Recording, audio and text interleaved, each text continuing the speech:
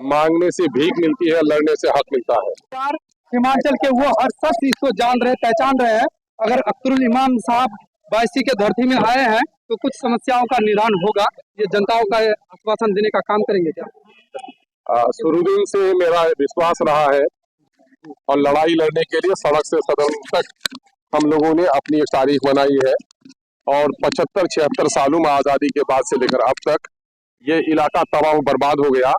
ये खुशहाल था आज़ादी के वक्त, बदहाल हो गया आज़ादी के बाद।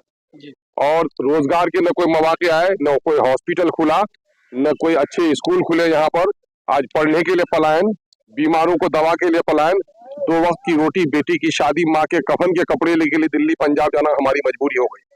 हमारी इस गरीबी की सबसे बड़ी वजह है सैलाब, नदियों की तबाहकारियां।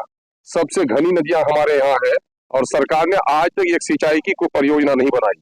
जिस इलाके में नदी नहीं है, शाहबाद के इलाके में सरकार बांध कर पानी खेतों तक पहुंचाती है और हमारी नदियों का पानी बह जाता है खेतों में। ये पानी भी नहीं पटाने का इंतजाम करते और हमको महानंदा बेसिन के नाम पर जो परियोजना सैंक्शन हुई है, हम उसका मुखालफत नहीं करते। लेकिन इसमें भी बेईमानी हुई है कि यहाँ जो उसका प्रारूप है मौजूदा वक्त, वो बस्तियों से बाहर बांध बांधने की है। जाहिर है कि सिलीगुड़ी से लेकर जोगबनी तक का जो पानी का बहाव आएगा, बांध के अंदर की हमारी बस्तियां डूब जाएंगी। अब जब पानी उतरेगा तो हमारे नदियों के किनारे की बस्तियां कटकर विलीन हो जाएंगी। हम लोग ये चाहते हैं इस परियोजना में तब्दीली लाया जाए और नदी के दोनों किनारों में बोल्डर पिच किया जाए। जहां जहां बोल्डर पिच किया गया है वो कामयाब है।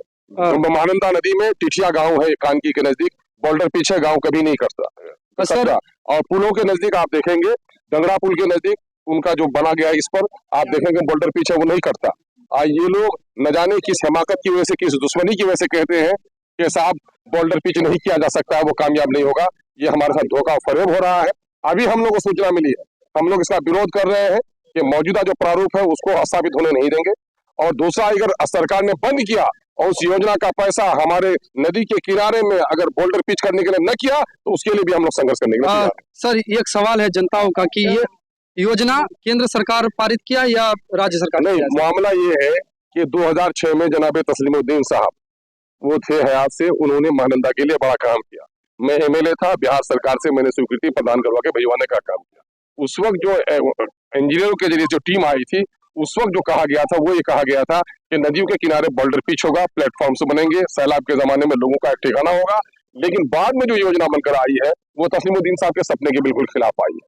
केंद्र सरकार की पैसा है, बिहार सरकार की साझेदारी है, कार्य एजेंसी चूंकि बिहार सरकार है, इसलिए दोनों सरकारों और हमारे बारे में कोई भी चिंतित नहीं है। और नौजवानों में आपको बता दूं, एक योजना और आ रही है, वो है कोसी मेची लिंक जी। और कोसी मेची लिंक का मतलब ये है कि हमारे नेपाल के बाद का जो हमारा इलाका है किशनगंज का, उस इलाके से फिर एक नहर चीर करके कोसी के ओवरफ्लो को हमारे मेची में डाला जाएगा। नतीजा ये हुआ है कि उसका ओवरफ्लो जब हमारे यहाँ आएगा, हम लोग को अंदेशा है कि हमारे यहाँ कटाव और बढ़ेगा। हमारे यहाँ बिजली की परियोजना नहीं, बिजली की परियोजना सुपौल में बनेगी और पानी हमारे यहाँ छोड़ा जाएगा। हम लोग इसको भी देखना चाहते हैं कि मौजूदा अगर ये स्वरूप रहा तो हमको बड़ा नुकसान होगा। हम लोग उसके लिए भी संघर्ष करेंगे।